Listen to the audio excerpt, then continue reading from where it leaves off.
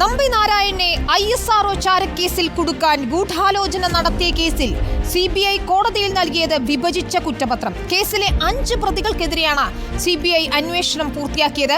കുറ്റം സമ്മതിപ്പിക്കാൻ ദേഹോപദ്രവമേൽപ്പിക്കൽ, സ്ത്രീകൾക്കെതിരായ അതിക്രമം, ക്രിമിനൽ ഗൂഢാലോചന കുറ്റങ്ങൾ ചുമത്തിയാണ് കുറ്റപത്രം നൽകിയത്. പ്രതികൾക്ക് ജൂലൈ 26-ന് കോടതിയിൽ ഹാജരാകാൻ തിരുവനന്തപുരം CJM കോടതി നിർദ്ദേശം നൽകിയിട്ടുണ്ട്.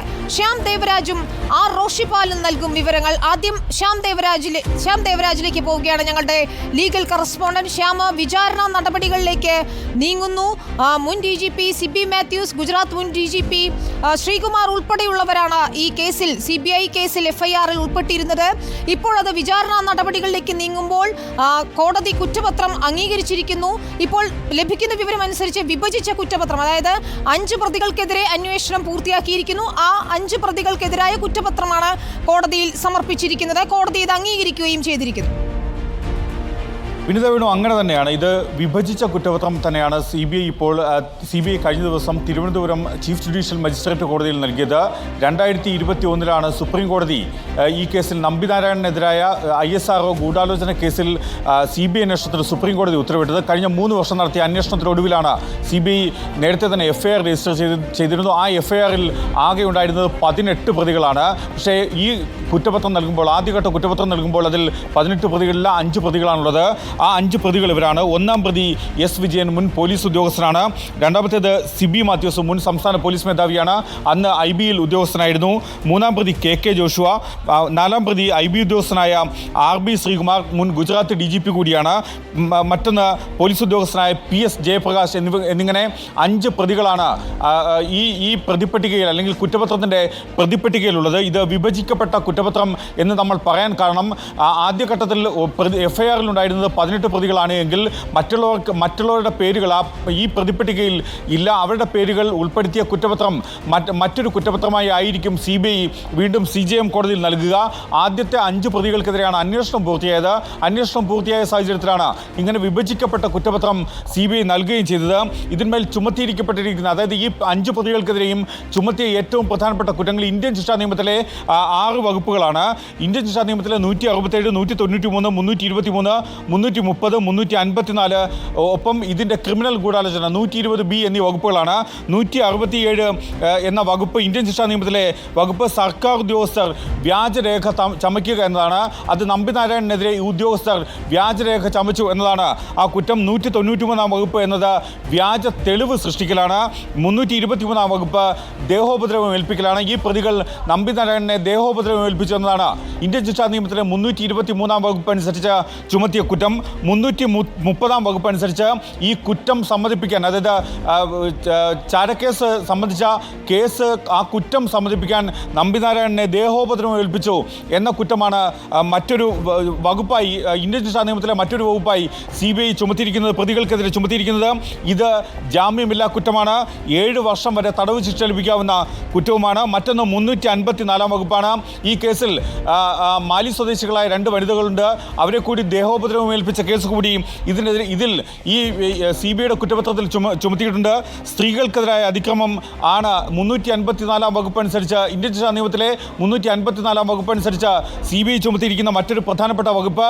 ഇതിൽ പ്രതികൾക്ക് 5 വർഷം വരെ ശിക്ഷ ലഭിക്കാവുന്ന കുറ്റം കൂടിയാണ് ചുമത്തിയിരിക്കുന്നത്. ഈ കുറ്റങ്ങളുടെ ക്രിമിനൽ ഗൂഢാലോചനയാണ് 120B എന്ന, ഇന്ത്യൻ ശിക്ഷാ നിയമത്തിലെ 120B എന്ന കുറ്റം കൂടി, ആ വകുപ്പ് കൂടി ചുമത്തിയിരിക്കുന്നത്. അത് ക്രിമിനൽ ഗൂഢാലോചനയാണ്. ഈ പ്രതികൾക്കെതിരെ ഇത്രയും കുറ്റങ്ങളാണ് CBI ഈ കുറ്റപത്രത്തിൽ നൽകിയിരിക്കുന്നത്. ഇത് വിഭജിക്കപ്പെട്ട കുറ്റപത്രമാണ്. ആദ്യ 18 പ്രതികളുണ്ടായിരുന്നു FIR-ൽ. അതിൽ ആദ്യത്തെ 5 പ്രതികൾക്കെതിരെയാണ് അന്വേഷണം പൂർത്തിയാക്കിയതും. 5 പ്രതികൾക്കെതിരായ കുറ്റപത്രമാണ് ഇപ്പോൾ തിരുവനന്തപുരം CJM കോടതിയിൽ നൽകിയിരിക്കുന്നതും. രാവിലെ റോഷിപാൽ റിപ്പോർട്ട് ചെയ്തതനുസരിച്ച് ഈ കുറ്റപത്രം കോടതി അംഗീകരിച്ചിട്ടുണ്ട്. അത് നടപടിക്രമങ്ങളുടെ ഭാഗമാണ്. പ്രതികൾക്ക് സമൻസും അയച്ചിട്ടുണ്ട്. ഇനി പ്രതികൾ ഹാജരാകുന്നതനുസരിച്ചാണ് കുറ്റപത്രം വായിച്ചു കേൾപ്പിക്കുക. അതിനുശേഷം വിചാരണയ്ക്കായി തിരുവനന്തപുരം പ്രത്യേക CBI കോടതിക്ക് ഈ കുറ്റപത്രം കൈമാറുകയും ചെയ്യുക. ശരി, ആർ റോഷിപാൽ കൂടി ചേരുന്നു.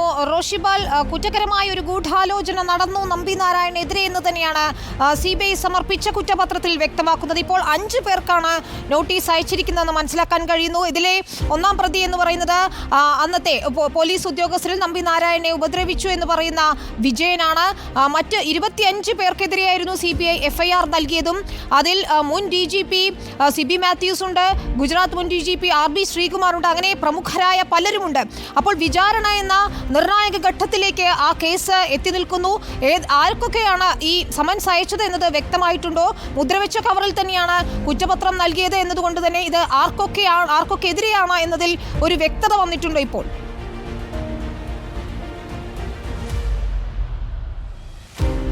വിനിത, നമുക്കറിയാം കേരള രാഷ്ട്രീയത്തെ പിടിച്ചുലച്ച ചാരക്കേസ്.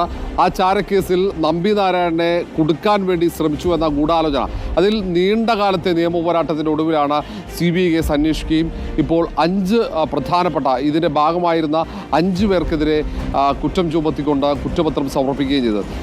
ഇതിൽ പ്രധാനപ്പെട്ടത് S. വിജയൻ, അന്ന് SI ആയിരുന്നു, സബ് ഇൻസ്പെക്ടറായിരുന്നു.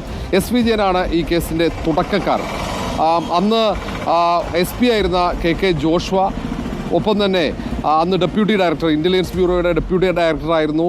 പിന്നീട് ഗുജറാത്ത് DGP ആയ RB ശ്രീകുമാർ, ഒപ്പം സംസ്ഥാന പോലീസ് മേധാവി CB മാത്യൂസ്, അന്ന് സംസ്ഥാന ഇൻ്റലിജൻസ് മേധാവിയായിരുന്നു. ഒപ്പം അങ്ങനെ തുടങ്ങുന്ന 5 പ്രധാനപ്പെട്ട ഈ ഗൂഢാലോചനയിൽ പങ്കാളിത്തമുണ്ടെന്ന് CBI കണ്ടെത്തിയിരിക്കുന്ന 5 പ്രധാനപ്പെട്ട സംസ്ഥാന കേന്ദ്ര സർക്കാർ ഉദ്യോഗസ്ഥന്മാരാണ്.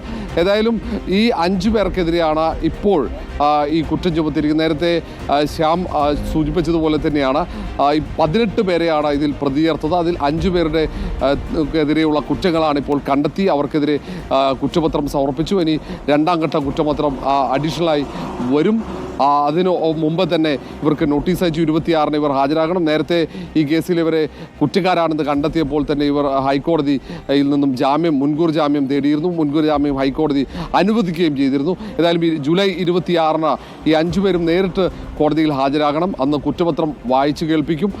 ഈ മുദ്രവെച്ച കവറിലാണ് കുറ്റപത്രം സമർപ്പിച്ചതെങ്കിലും സ്വാഭാവികമായും പ്രതികൾക്ക് കുറ്റപത്രത്തിൻ്റെ പകർപ്പ് കൈമാറും. നമ്പി നാരായണൻ, ഈ കേസിലെ പരാതിക്കാരൻ കൂടിയായ നമ്പി നാരായണൻ കുറ്റപത്രത്തിൻ്റെ പകർപ്പിനായി അപേക്ഷ കോടതിയിൽ സമർപ്പിച്ചിട്ടുണ്ട്. കുറ്റപത്രത്തിൻ്റെ പകർപ്പ് പുറത്തു വന്നാൽ മാത്രമേ ഇതിൽ ഏതൊക്കെ തരത്തിലുള്ള കണ്ടെത്തലുകളാണ് CBIയുടെ ഭാഗത്തുണ്ടായത് എന്ന് അറിയാൻ പറ്റൂ. അന്ന് കേരള രാഷ്ട്രീയത്തിൽ വലിയ കോളിളക്കം സൃഷ്ടിച്ചു. നിരന്തരം വലിയ സമരം. അന്നത്തെ മുഖ്യമന്ത്രിയായിരുന്ന KK നായകനെതിരെ വലിയ രാഷ്ട്രീയ പോരാട്ടത്തിന് തന്നെ പ്രതിപക്ഷം പോർമുഖം തുറന്ന ഒരു ഘട്ടമായിരുന്നു. അത് KK നായരുടെ രാജിയിലേക്ക് എത്തുന്ന ഒരു സാഹചര്യവും ഈ ചാരക്കേസ് ഉണ്ടായിരുന്നു. ഈ ചാരക്കേസിൻ്റെ തുടക്കം എന്താണെന്ന് CBI അന്വേഷിച്ചു കണ്ടെത്തിയിരിക്കുന്നു. അതിൽ കെട്ടിച്ചമച്ചതാണ് കേസ് എന്നതിനപ്പുറത്തേക്ക് ഒരു കൂട്ടം ശാസ്ത്രജ്ഞരുടെ ജീവിതം തകർത്തു. അത് രാജ്യത്തിനുണ്ടാക്കിയ നഷ്ടം, ഒപ്പം ഈ മാലി സ്വദേശികളായ 2 സ്ത്രീകൾക്കെതിരെ ഉണ്ടായ ശാരീരിക ഉപദ്രവം, അവർക്കുണ്ടായ മാനസികാഘാതം, അങ്ങനെ വലിയ ഒരു വേട്ട, നിയമവിരുദ്ധമായ വേട്ട ഈ ചാരക്കേസുമായി ബന്ധപ്പെട്ട് സംസ്ഥാനത്ത് നടന്നു എന്ന് തെളിയിക്കുന്ന ഒരു കുറ്റപത്രമാണ് CBI കഴിഞ്ഞ ദിവസം തിരുവനന്തപുരം CJM കോടതിയിൽ സമർപ്പിച്ചിരിക്കുന്നത്. ശരി, ശ്യാം ദേവരാജും ആർ റോഷിപാലുമാണ് വിവരങ്ങൾ നൽകിയത്.